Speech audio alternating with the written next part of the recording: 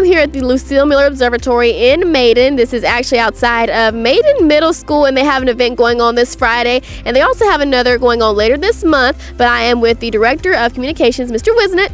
And tell me a little bit about what's going on. We just looked at a bit of the telescopes, and you actually housed one of the 5th largest in the state, right? That's correct. The biggest scope that we have here is 25-inch diameter mirror, and we think it is about the 5th or 6th largest telescope in the state right now. Okay. And the telescopes that we have here on our public observing evenings, we bring them out. Not only can you look at them, you can actually use them. We will let you move them around. We'll point them to anything in the sky that you would like to see. Awesome. And I understand no one has to register for the event. They can just show up. So this event going on this Friday, they can go inside the classroom, they can go up top. How exciting is that for kids when they first come? The children really love it, and you can tell whenever they have seen something that they've never seen before, whenever they see the moon or Saturn or some other object like that. The kids really love it. Our telescopes are very kid-friendly. Nobody is going to damage the telescopes by moving them or touching them, so we encourage the kids to move them around.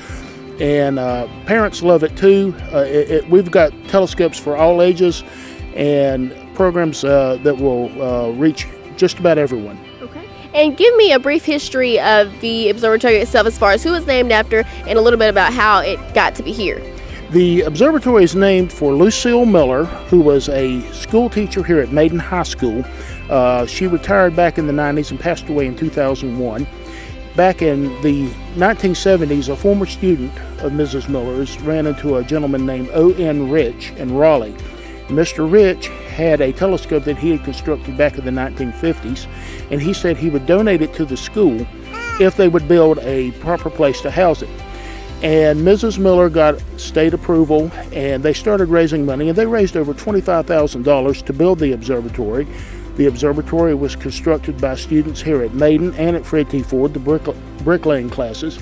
Mr. Rich came back in and constructed the dome and installed the telescope, and the observatory was dedicated and named in honor of Mrs. Miller in October of 1976.